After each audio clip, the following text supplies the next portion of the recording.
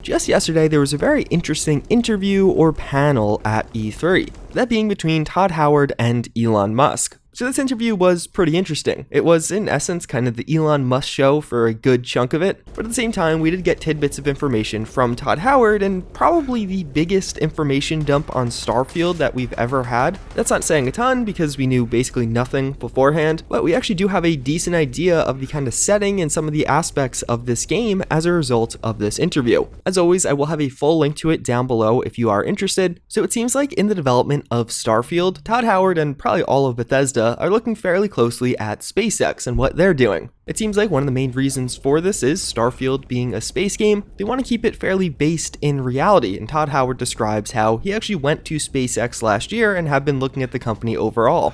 The space stuff, as we look at Starfield, that's where we kind of look, okay, how are these things actually going to work in the future? Got to go to SpaceX last year. He later talks about authenticity in Starfield, wanting it to seem fairly realistic and not just totally out there. And in doing so, he actually describes something very interesting that I'll just let you listen to. How we approach it so it feels, it's a game, but it still has an authenticity to, okay, this could happen. Yep.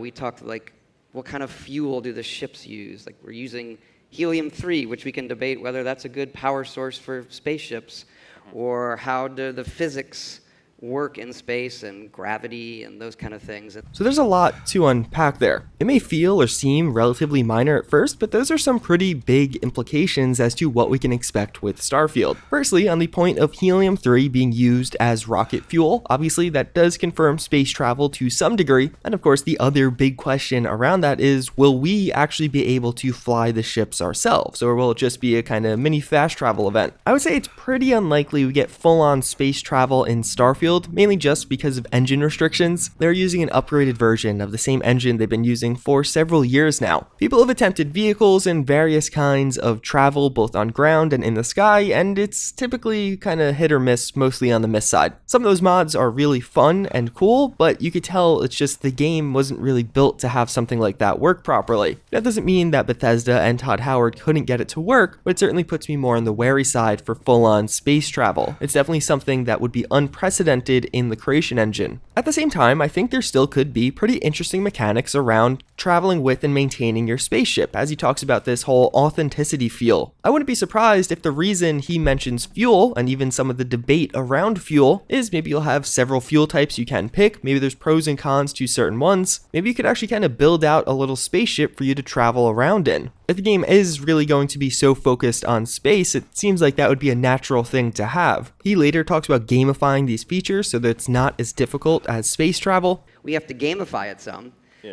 so that it's not as punishing as actual space travel, but that it feels like. And for me, that kind of confirms we'll have an interactive space travel system, although again, I still doubt it'll be real-time space travel, mainly because the way he describes that there, you wouldn't actually have to gamify features or make it less difficult in-game compared to real life if it was a passive system. If it was as simple as you walk up to a spaceship, say, hey, please take me here, and then you load in at the next place. That's not something that would be hard to gamify, so it certainly seems like there'll be more here. Some of the other things he mentioned in that short little quip, things like gravity being in the game, which just seems like it'll be really cool. I'm excited to see how they implement that. Will gravity change as you go from one location to another? So sometimes you'll be able to jump much higher than other places. Will there actually be zero gravity in a space station? And also one bigger picture part, he does mention how even though a lot of people do travel in space, it is still dangerous to explore space in their game. Hey, traveling in space in our game is still, let's say it's like flight in the 40, like it's dangerous. It's still dangerous to go and explore. But even though lots of people do it. Taking all of this together, I actually think it has several interesting implications around Starfield. First and foremost, obviously space travel will be a thing, seemingly a fairly major mechanic of this game. And based on the way it's described here, I would suspect we also see some kind of mechanics where we actually have to maintain things. We have to make sure we have enough fuel to get from point A to point B, or that something doesn't break in the process. Even further, speaking overall about the game, it seems like it's going to be very based in reality, and Todd Howard actually does talk quite a bit about this. It's further in the future. It's, what are the limits of the physics of like the new engines or things like that, where, talking to Elon, how far could this go in current reality, and then how would we move beyond that in a fictional way?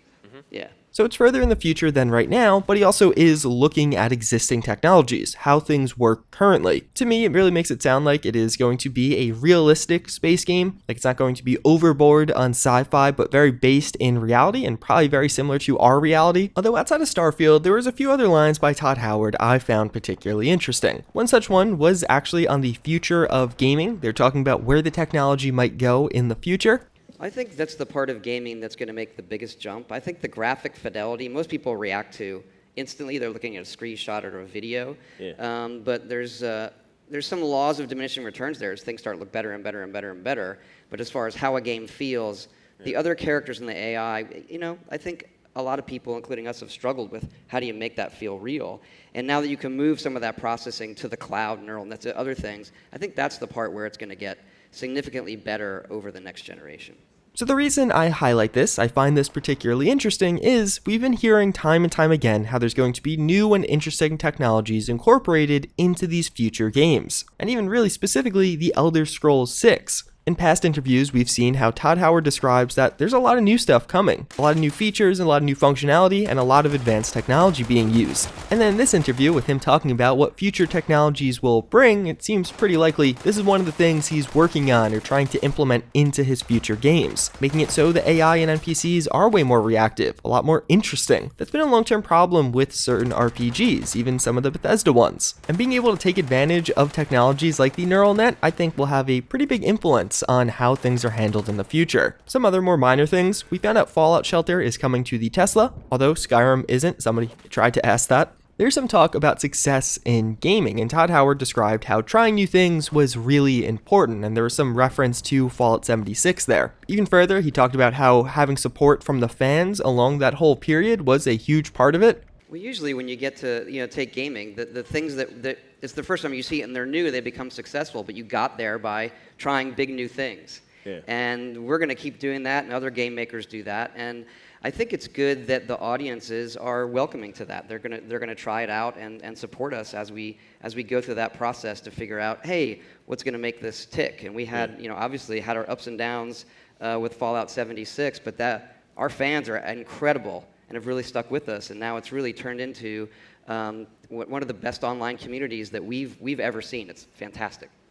I just felt like that little segment from the interview really spoke to his kind of perception or how he views Fallout 76 now and what happened around it. Even though he did have somewhat of an apology at E3, at the same time, in a past interview, he basically talks about how they expected the game to have problems on release and just planned to fix it. Never really mentioning, hey, maybe delay the game so it doesn't have problems on release. But I would say overall, it was a really interesting interview. It gave us more insight into Starfield than we ever had from anything previously. But even further, it, for me at least, got me a lot more excited about Starfield. All the things I heard are things that I'm going to want to experience. I want to see Bethesda's take on a sci-fi game involving space travel as seemingly a fairly main component, or at least a fairly fleshed out one. If you guys do enjoy the content, you can leave a like or subscribe. I'm going to have a lot more of these kind of interview analysis videos coming. There's been a lot of interviews to cover recently. But until then, I thank you again for watching, and I hope to see you all next time. Later.